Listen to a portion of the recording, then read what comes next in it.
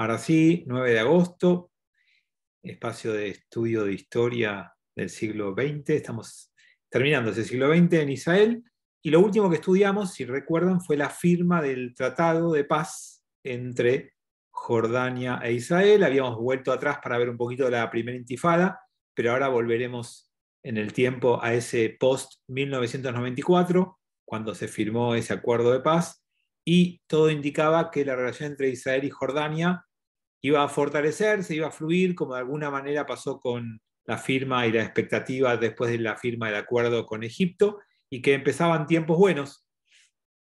Pero en Medio Oriente eso nunca pasa, no es la situación en la que parece que Medio Oriente va a vivir, y entonces apenas firmado el acuerdo, empezaron los primeros conflictos. Y los primeros tuvieron que ver con que los países árabes no estaban de acuerdo, como pasó con Egipto, con la firma de este tratado de paz, y entonces empezaron a haber complots contra el rey de Jordania, intentos de asesinato.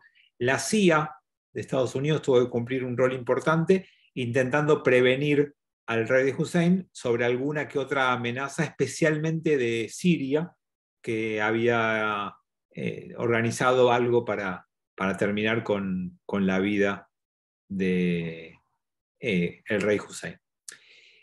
Luego en Israel se preparaban para las elecciones. Venían elecciones después de la firma del Tratado de Paz y teníamos dos grandes referentes para ver quién iba a ocupar el cargo de primer ministro. Por el lado de la izquierda estaba Shimon Peres y por la derecha estaba Netanyahu, quien empezaba a aparecer como un político interesante con muchas posibilidades de conducir los destinos del país. Esperen que tengo un par de personas que quieren sumarse.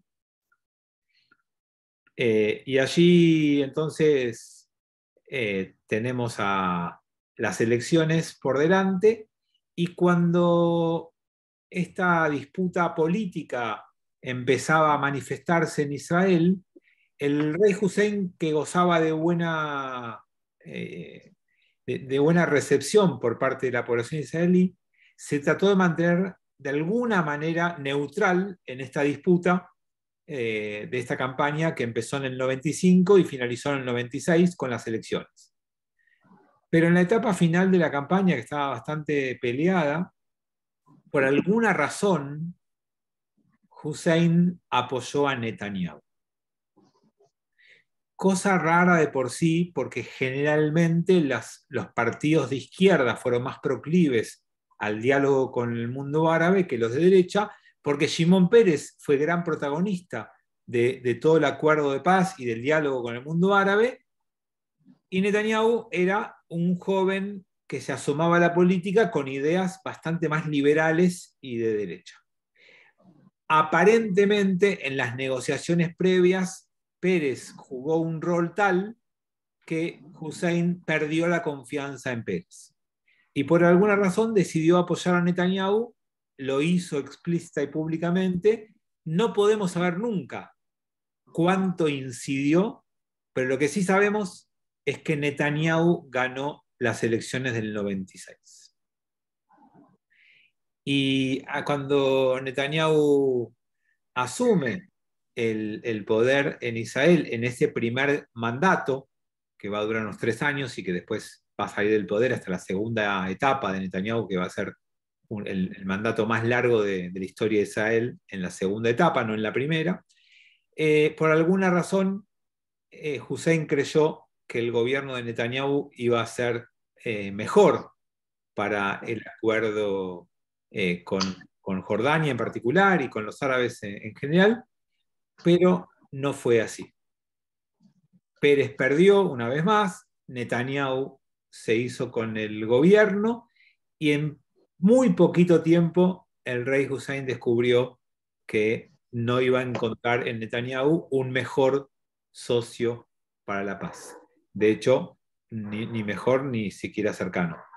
Entonces, las consecuencias empezaron a aparecer muy rápidamente. Hubo asesinatos fuertes en Israel del mundo árabe, hubo alguna incursión al Líbano una vez más por parte del gobierno israelí, hubo un permiso que dio Netanyahu para construir asentamientos en Jerusalén Este, que fue muy criticado y muy complejo para el mundo árabe y para Hussein en particular. Y por último, hubieron algunos disturbios en el Monte del Templo, que espero que todos sepan que es el Monte del Templo, pero por las dudas les cuento que es la parte en la que fue originalmente construido el Templo de Jerusalén, que fue destruido y que sobre esas ruinas se erigió Al-Aqsa, el Duomo de la Roca. Perdón, Al-Aqsa no, el Duomo de la Roca, que es lo que mal se llama la Mezquita de Omar.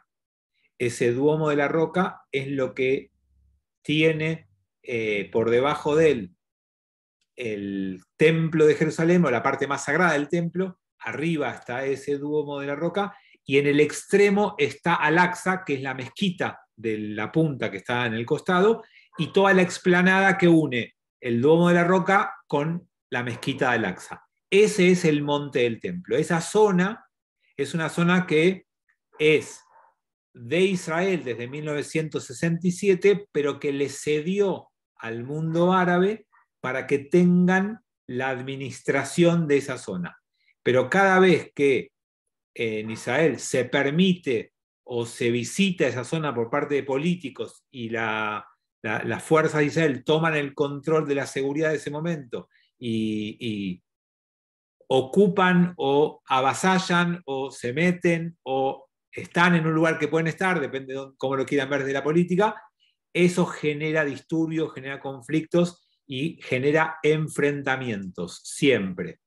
Entonces, algunos acontecimientos que les acabo de nombrar fueron muy fuertes para mostrarle a Hussein que, según su propia mirada, se había equivocado al apoyar a Netanyahu, que no fue el socio para la paz que él había tenido. Y quiero contarles cuál fue el mayor conflicto, porque el mayor problema de esos años es interesante porque tiene que ver con un museo que sigue abierto hasta el día de hoy y que me imagino que los que fueron a Israel en los últimos años lo habrán visitado porque es una visita obligada a todo aquel que va a Israel.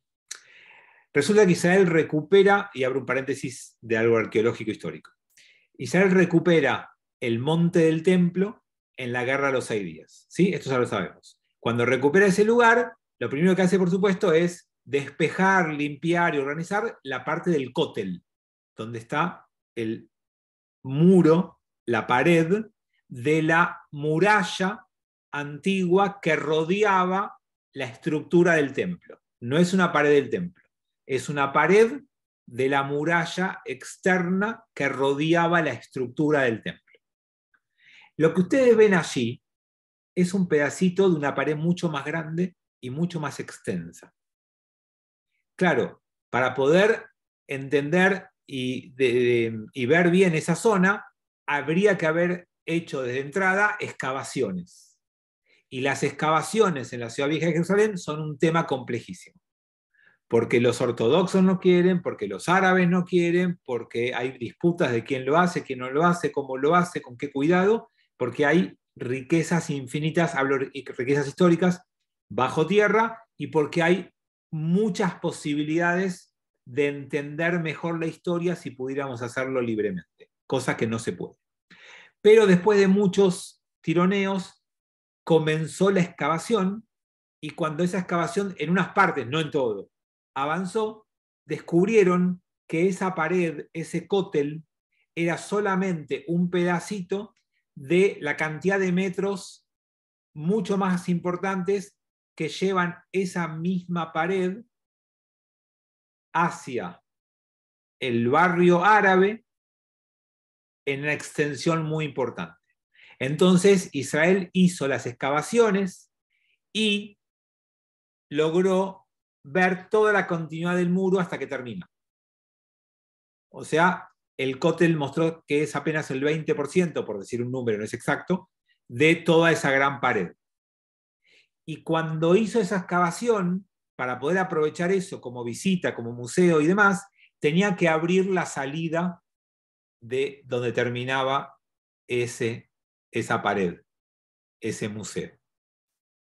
Y como les dije recién, eso da a pleno barrio árabe. Fue un desastre el intento israelí de abrirlo, porque los árabes, toda esa pared pasa por abajo del barrio árabe. Sospechaban que era un intento de atentar contra las viviendas, de provocar desastres, de matar gente, de lo que fuere. Entonces hubo manifestaciones, peleas, un montón de conflictos, hasta que finalmente Israel logra abrir esa salida, a pesar de la oposición del mundo árabe, y la inauguración de ese museo y la vida de ese museo funciona hasta el día de hoy, con nuevos descubrimientos que se van haciendo todo el tiempo y con algunos periodos donde no te dejan salir, porque es peligroso. Como salís al barrio árabe en lugar del barrio judío, no siempre está habilitada la salida. Yo espero que todos ustedes conozcan de lo que estoy hablando, que hayan tenido la posibilidad de estar y de verlo, y si no, planéenlo, aprovechen que el dólar está muy barato. No, eso no. Pero si pueden, si tienen la posibilidad, es un lugar muy interesante para conocer, y si no, aunque sea, véanlo por internet, véanlo, es muy impactante, es muy impresionante cómo se ve. No pueden ir a ese museo si tienen claustrofobia, porque es un pasadizo muy angosto, muy bajo tierra, durante muchos metros. No sé si son 100 o 200 metros que te metes bajo tierra, caminando en forma paralela a ese cótel, a ese muro, y los que sufren claustrofobia la pasan mal ahí abajo. Así que ahí es la única opción que les digo, que se abstengan de ir. Bueno, la apertura de esa parte, de la excavación de abajo del cótel y del costado del cótel, se hizo en estos años, y fue Netanyahu el encargado de abrirlas y de generar este conflicto adicional con el mundo árabe y con Hussein en particular. No se olviden que hasta la Guerra de los 6 días, Jordania tenía la jurisdicción de Jerusalén. Por eso este tema es tan sensible con Jordania. Y por eso les cuento lo de la explanada, lo de la excavación, todo es de mucha sensibilidad para el lado jordano. Entonces, Hussein se siente totalmente decepcionado con Netanyahu, esto lo hace público, lo cuenta muy fuertemente, lo critica, muestra su angustia frente a esto que había pasado, pero ya no hay mucho para hacer. La paz está firmada, Netanyahu fue elegido y ahora hay que convivir con esto. Y mientras está pasando todo esto, un soldado jordano en el norte patrullaba la frontera entre Jordania e Israel, y por alguna razón, cerca del territorio israelí, cruza y mata a 7 chicos israelíes y deja a otros tantos heridos. Y esto fue una conmoción tremenda en ese momento, con un soldado jordano que no sabemos qué le pasó, todavía, ahora les cuento, y con una masacre tremenda a chicos que iban o volvían de una escuela. Eso fue una tragedia. El rey Hussein tomó este tema de lo personal. Él estaba en España, canceló la visita, volvió, viajó a la ciudad de Israel, donde eran familias afectadas, que era Beit Shemesh, y ofreció condolencias, pidió perdón, se arrodilló públicamente, exigió justicia sobre lo que había pasado, se comprometió a hacerlo correctamente, envió $1 millón como compensación a las familias, se involucró, realmente entendió que era un momento para apostar por la paz y para reparar lo que el soldado jordano le hizo a las familias de Israel, y esto le permitió al rey Hussein seguir teniendo una buena imagen frente al pueblo israelí. Y finalmente un tribunal determinó que el soldado tenía una inestabilidad emocional y lo metieron preso 20 años como castigo y estuvo los 20 años preso. No fue un juicio, una farsa, no quisieron evitar las consecuencias. Y entonces, de alguna manera, el rey Hussein salvó lo que podía haber sido un desastre entre los dos pueblos y el acuerdo de paz. Para mostrarles cómo desde que se firmó el acuerdo los primeros años fueron críticos y estuvo a punto de caerse el acuerdo varias veces, por culpa de Israel, por culpa de Jordania, por las circunstancias, por lo que quieran. Pero hubieron varios momentos donde fue difícil mantener esta paz y donde estuvo a punto de caerse. Después vamos a ver que Hussein la pasó muy mal en todo este tiempo, especialmente con todo después por su esposa, con un montón de trastornos personales por culpa de haberse involucrado tanto y por haber sentido que dando un paso valiente y queriendo construir una zona segura para el futuro, todo salió mal. Porque después hubo un nuevo conflicto del otro lado que volvió a poner todo en jaque, y esta vez fue protagonizado por el Mossad, que infiltró algunos agentes en suelo jordano para matar al líder de la milicia palestina Hamas. Vieron que sigue pasando estas cosas como pasó estos días. Esto que hacemos ahora es algo que viene ya como política israelí hace unos cuantos años y es algo que se viene repitiendo.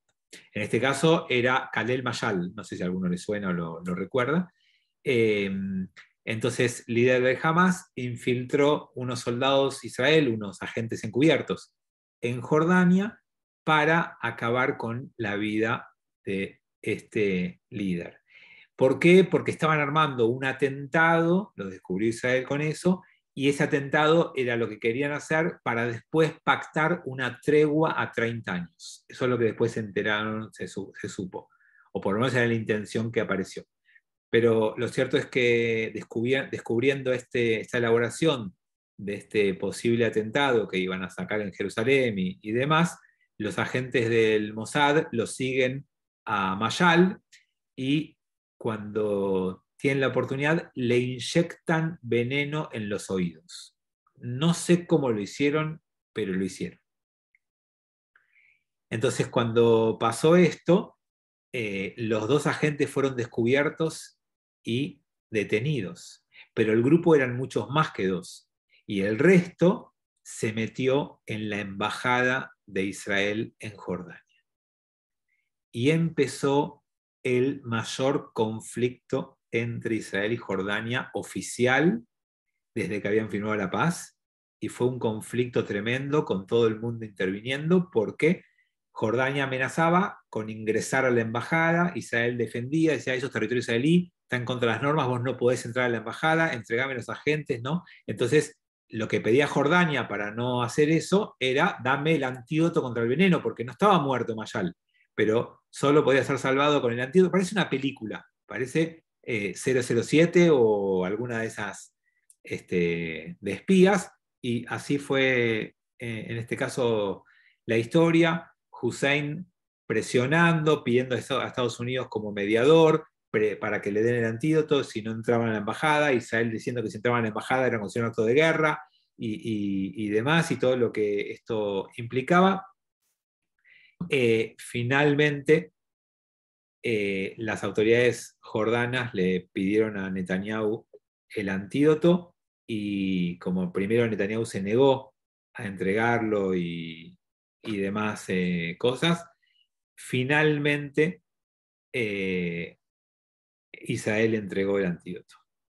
Y fue hecho porque había un escuadrón que estaba en la puerta de la embajada de Israel con el hijo del rey Hussein a cargo, dispuestos a entrar, y cuando tenían todo listo para entrar a la embajada, llamaron a Clinton para que intervenga, y Clinton intervino, habló con Israel y se resolvió la entrega del antídoto.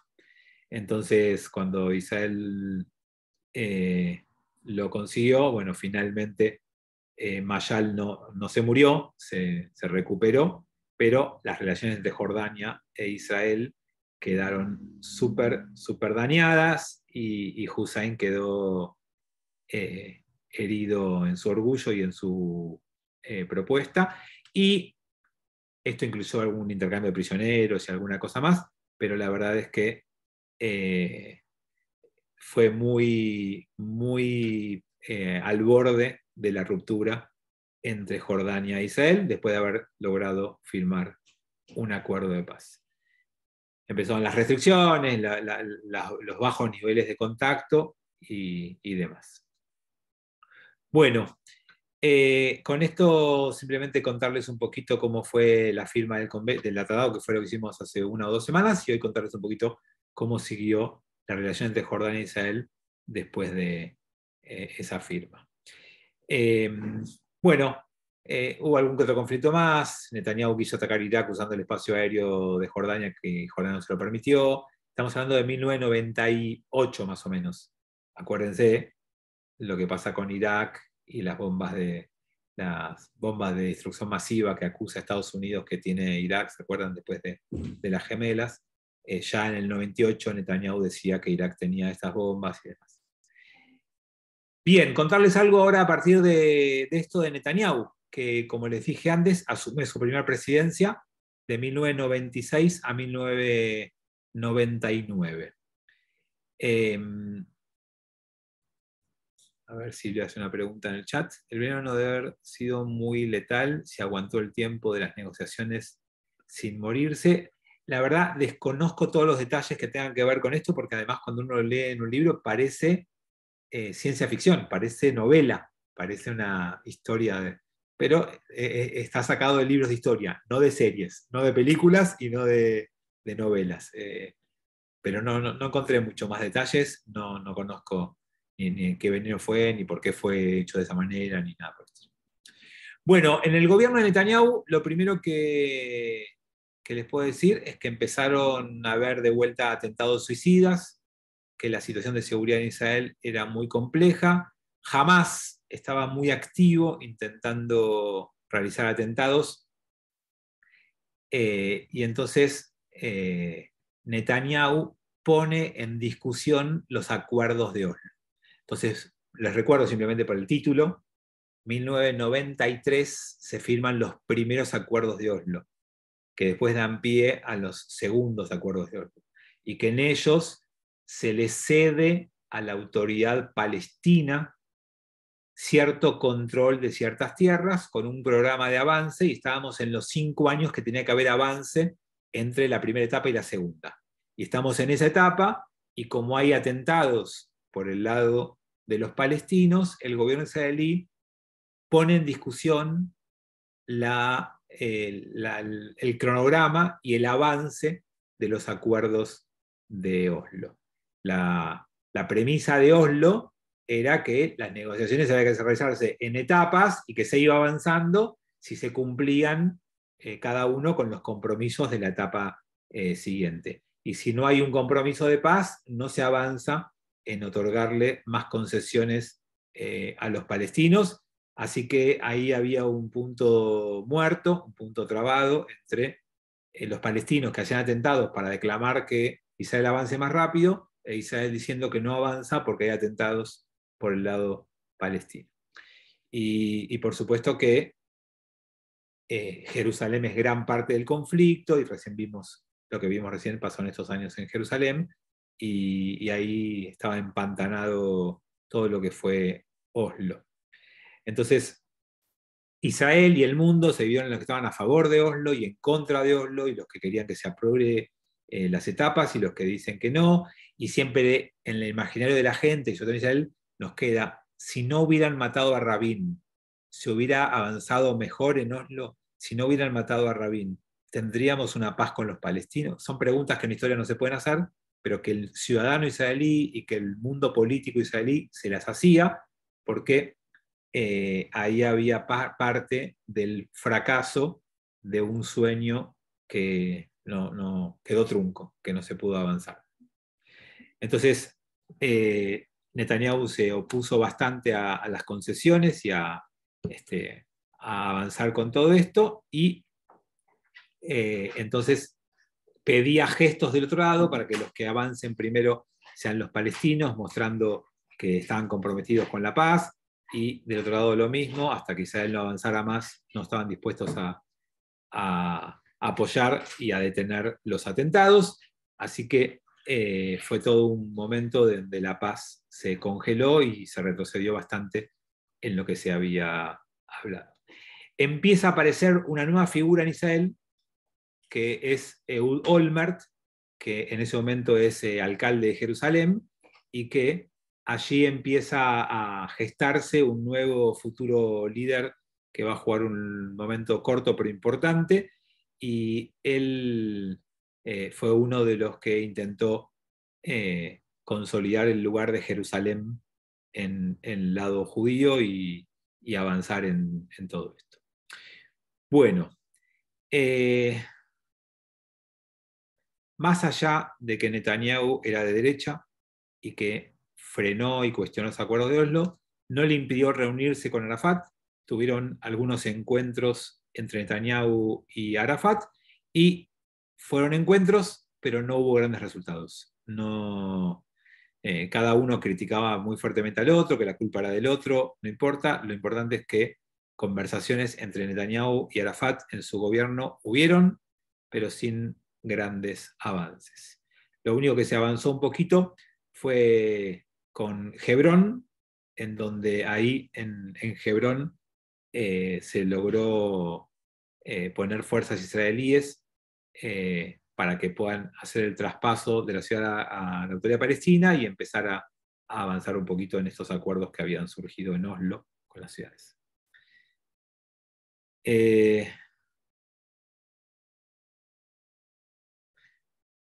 Ok, no, porque alguno me escribe, pero no son chat directos, sino no, después los miraré.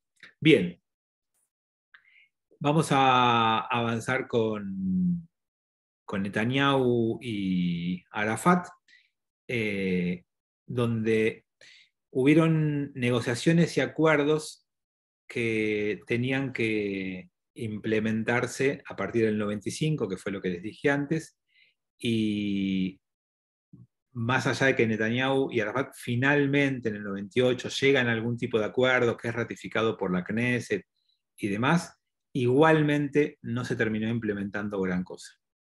Y todo se terminó frenando. ¿Por qué? Netanyahu dijo, tengo 3 nos, o no sé cómo se dice, o no es, no sé cómo se dice, 3 no. Tengo 3 no. El primero es, no me voy a retirar de los altos del Golán, que eran lo que Israel había tomado de Siria en la guerra de los 6 días. No voy a discutir Jerusalén, no estoy dispuesto a discutir Jerusalén, como el segundo no, que era más irritante para los palestinos que el primero, y no voy a negociar con ninguna condición previa, que hasta ese momento los palestinos solían poner condiciones previas, igual que los israelíes, previo a las negociaciones. Así que esos fueron los 3 no que tenía Netanyahu y que terminaron frenando y congelando todo eso. Simplemente para que sepan, Netanyahu en ese gobierno y a partir de allí instaló en Israel un proceso de liberalización económica. Era de derecha no solo por el tema de la paz, vieron que a veces la derecha de Israel y la izquierda se diferencian no por un tema económico, sino por un tema del vínculo con los árabes y la paz. En este caso, Netanyahu también tiene una postura de derecha respecto a lo económico, entonces inició todo un proceso de liberalización económica y llevó a Israel a una economía de mercado, que no es tal porque tiene mucha injerencia estatal, pero para lo que era en manos de los partidos de izquierda que gobernaron Israel los primeros años, se puede decir que llevó a Israel a una economía de mercado. Hoy en Israel, si bien es una economía de mercado y liberal, hay mucha fuerza de los gremios y de las empresas estatales y hay mucha injerencia del Estado, pero así todo, Netanyahu liberalizó la economía, vendió acciones de los bancos, que los más importantes eran todos estatales, y en parte privatizó bancos y empresas estatales, trayendo capital de inversión y fomentando ese liberalismo económico. También liberalizó los controles de divisa. Hasta ese momento había muchos controles, no sé si les suena. Saben que hay algunos gobiernos, aunque no lo crean, que controlan la compra de divisa extranjera. No sé, no sé si conocen algún ejemplo, pero hay algunos gobiernos que no permiten la compra libre de... y después hay gobiernos muy generosos que permiten 200 por mes, pero no sé, estoy pensando en ejemplos del mundo. Bueno, en ese momento se eliminan los controles cambiarios, se da un libre acceso a las divisas y eso hizo que el israelí pudiera sacar dinero del país y pudiera abrir cuentas en el extranjero, tener monedas en el extranjero en el país. Eso fue un cambio muy fuerte que hasta ese momento en Israel mucho no se permitía. Bueno, con este gobierno que hizo Netanyahu, que no fue del todo exitoso con la paz, sí en lo económico, finalmente pierde el apoyo tanto de la derecha como de la izquierda, un poco de la izquierda lo pierde porque no estaba de acuerdo con algunas cosas económicas, de la derecha tampoco por las concesiones que hizo, porque entregó Hebrón, más allá que estaba firmado en Oslo, el que lo termina entregando es él, y entonces en todo esto fue perdiendo el voto popular, o la simpatía popular, mejor dicho, pero además, y esto para los que siguen Israel al día de hoy se van a dar cuenta a qué me refiero, empezaron los problemas de corrupción de Netanyahu y su familia. Las primeras denuncias en contra de la corrupción de Netanyahu empiezan en este gobierno. Y hay varias acusaciones, ninguna termina teniendo un veredicto en contra de él, pero hay pruebas que lo hacen ir a juicio, hay pruebas que hacen escándalos, y todo esto lo que termina forzando es una caída de su gobierno. No se pudo terminar probando ninguna condena en la justicia, pero sí sospechas, escándalos y denuncias, y todo esto terminó con el gobierno de Netanyahu. Cualquier similitud con... a ver, yo estuve en Israel en el 2001, que después les voy a contar muchas más cosas, estamos en el 99, pero cuando yo llegué a Israel se hablaba de la latinoamericanización de la política israelí, porque empezaban a aparecer por primera vez casos de corrupción de funcionarios israelíes en el poder, cosa que hasta ese momento no había, casi no había, eran todos menores. No sé si ustedes saben que Rabin tuvo un problema por un tema de esos, pero fue porque cuando estuvo en Estados Unidos, como funcionario israelí, abrió una cuenta en el banco con dólares, pero porque era lo que le permitía, y cuando se fue no la cerró, quedó abierta. Entonces, mucho tiempo después lo denunciaron porque, siendo político israelí en el gobierno, no puede tener una cuenta abierta en Estados Unidos, porque todavía no había esta libertad que había ahora, y entonces el caso de corrupción fue que dejó una cuenta en dólares abierta. No es que no hay cientos ni miles de millones de dólares en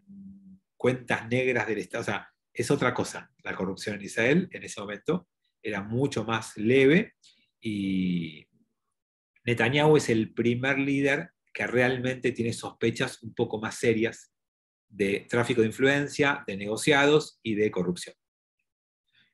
Bueno, cae el gobierno de Netanyahu y gana las nuevas elecciones Ehud Barak. Vuelve la izquierda al poder, y Barak es el nuevo gobernante, pero esta izquierda llega al poder con algo que ahora solamente se los voy a mencionar, quizás en el momento profundizamos un poquito más, y es con una alianza de 17 diputados que por primera vez obtiene un partido ultraortodoxo llamado Shas. Y esto es algo que tienen que conocer un poquito y entender un poquito. Abro un paréntesis para hablar un poquito del sistema político. Ya alguna vez se los dije. En Israel hay 120 diputados y un sistema parlamentarista. Es decir, que para ser primer ministro tenés que tener 61 votos de los 120 diputados, la mitad más uno. Para estar en el gobierno no te alcanza nunca hasta ahora con tus propios diputados. Porque el partido que más votos, que más diputados consigue, por cómo está atomizado el sistema electoral, el electorado de Israel, lo máximo que podés conseguir son 35, 40 diputados. Una excelente elección, sacás 40 diputados. Necesitas 61. Entonces, siempre se van construyendo alianzas. Bueno, los ortodoxos, muchos años antes, descubrieron que este era el camino para el poder y empezaron a construir algún que otro partido político que empezó a activar en política, y esta elección hay un partido llamado Shas, que es un partido ortodoxo, que obtiene por primera vez 17 escaños, 17 diputados. Es una barbaridad. Es muchísimo, y un partido laico y de izquierda como era Ehud Barak se une al Shas y un par de partidos más, y con eso logra tener el nuevo gobierno. Ahí en ese gobierno hay un ortodoxo que termina preso, que se llama Arie Deri.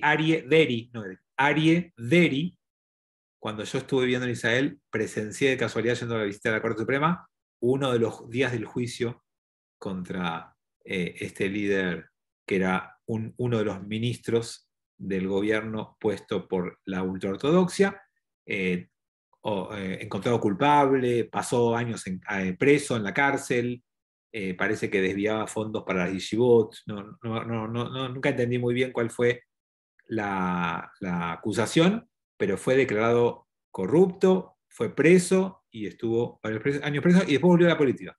Y hoy no sé en qué está, pero después volvió a la política.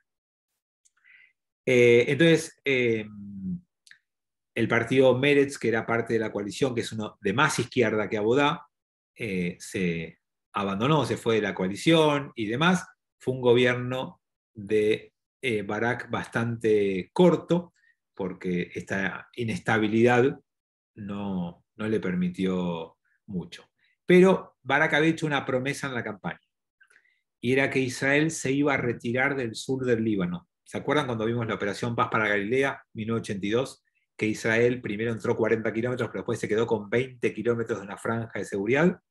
Bueno, Israel seguía ocupando desde 1982 esa franja de seguridad en el norte. Acuérdense que era porque caían misiles todos los días, o había incursiones o atentados. Se quedó con esa franja de 20 kilómetros, pero Barak prometió que si él ganaba, se iba a retirar. Efectivamente, en el 2000 Israel se retira de esa franja de seguridad del Líbano, vuelve a sus fronteras, y obviamente enseguida empiezan a haber incursiones de Hezbollah, con algunos atentados y con algunos conflictos con algunos soldados, con rehenes y demás, cosa que caracterizó un poquito ese corto gobierno de Barak, que cumplió con su promesa, pero con un altísimo costo para su gobierno. Y lo otro que hace Ehud Barak es reiniciar las negociaciones de paz con la OLP. Y entonces Barak, siendo un líder de izquierda, está mucho más dispuesto a negociar con la OLP y a conceder mucho a la OLP para que entre Cisjordania y Gaza pueda haber una nueva unidad política llamada Palestina, se firme la paz y se pueda convivir.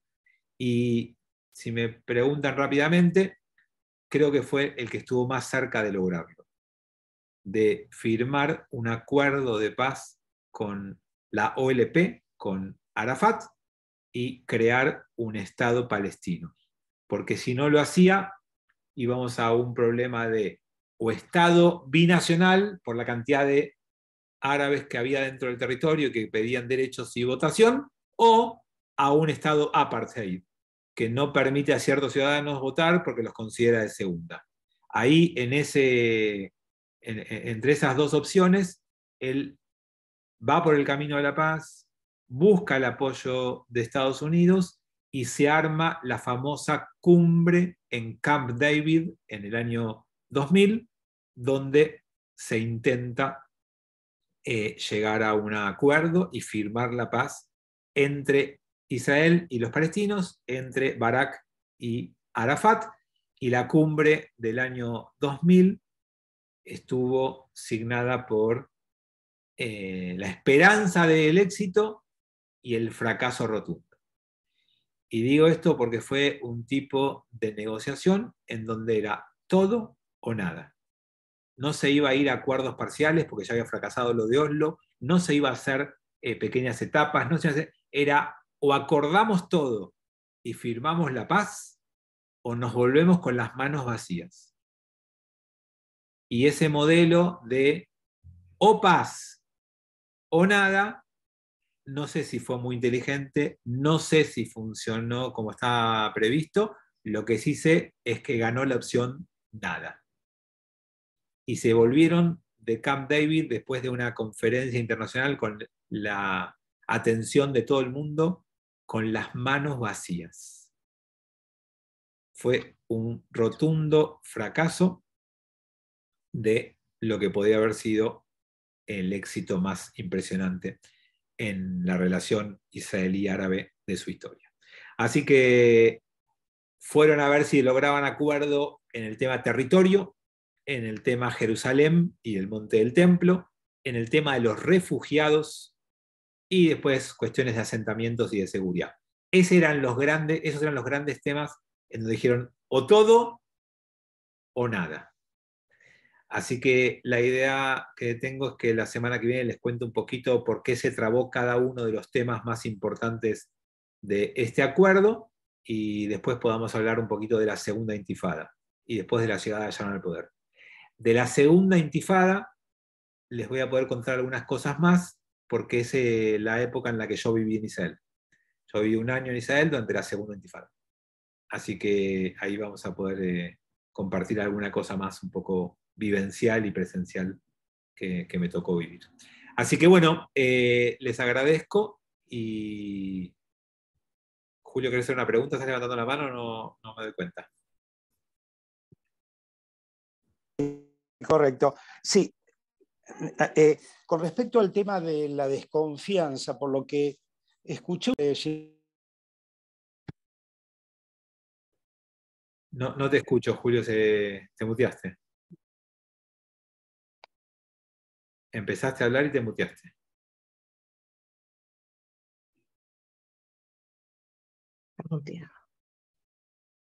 A ver, ¿ahora? Sí, ahora se escucha. Sí, ahora sí. Sí, ¿se escucha ahora? Sí, sí. ¿Se escucha? Sí, sí.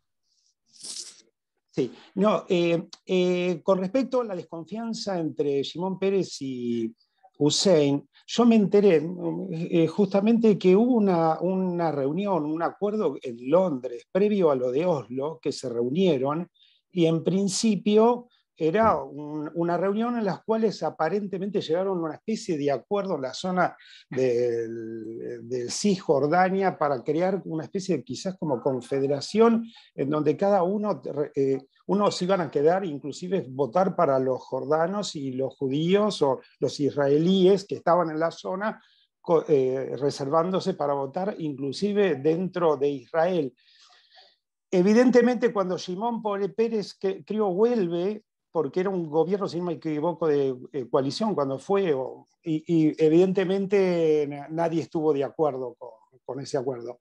Entonces, el motivo del descontento de Hussein era por qué él no pudo convencer, digamos, de ese acuerdo, de esa reunión que tuvieron en Londres previo y que, bueno, no se llegó a cumplir. Y con respecto al tema, viste, del cótel, para aquellos que quieren ver el cótel las 24 horas, salvo Shabbat, o ver los túneles, hay una página que se llama thecotel, thecotel.org, que está a las 24 horas, se puede ver el cótel, se puede inclusive hacer toda la visión de los túneles, tiene mucha información y se ve realmente muy bien. Simplemente era una información para aquel que le interesa. Genial. Con respecto al tema del cótel que vos comentaste. Gracias, Julio, y acuerdo con lo que dijiste al principio, tal cual. Agrego algo más, que alguien me puso un chat directo, pero se puede compartir sin problema porque tiene que ver con que es verdad que la paz no se logró porque hubo gente del lado de Israel y del lado de los palestinos que no estaba interesada en la paz y que la boicotearon abiertamente. Hay grupos en Israel y en Palestina que no quieren la paz, que no ganan con la paz, que no están de acuerdo con la paz y que entienden que Israel se tiene que quedar con todo o que los palestinos tendrían que quedarse con todo y entonces boicotean y están en contra, en algunos casos porque no son ellos los que lo firman y en otros casos porque no están dispuestos a las concesiones. Sí, Silvia. Estás muteada vos también, tenés que desmutearte.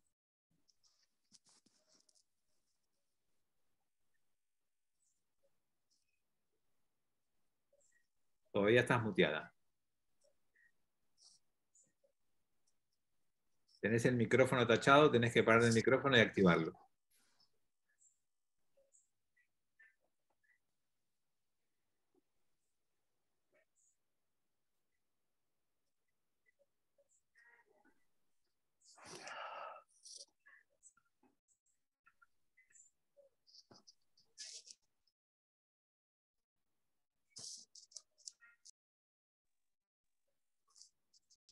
No, no te podemos escuchar. Ahora está abierto. Ahora está abierto. Ahora sí, ahora sí. Bueno, no, quería recomendarle, yo creo que ya muchos lo habrán visto, que vimos un documental sobre la vida de Shimon Peres, muy interesante en Netflix, donde se ven muchas de estas cosas de las que vos estás hablando, inclusive esto que comentó recién de la cumbre de Londres, con Hussein. ¿Están enterados de este video que es muy interesante? Sí, yo lo recomendé la semana pasada. O la Lo anterior. recomendó mucho, Fabián. Sí, sí. Perdón. No. Claro, perdonen, yo no estuve presente. No pasa nada. Bueno, gracias, perdón, que yo no estuve. No, todo bien. Los saludo a todos, que cuídense mucho, nos vemos en Shabbat o nos vemos el martes que viene. Chau. Chao, gracias. Gracias. Buena semana. Gracias. Gracias, Raúl. Hasta luego.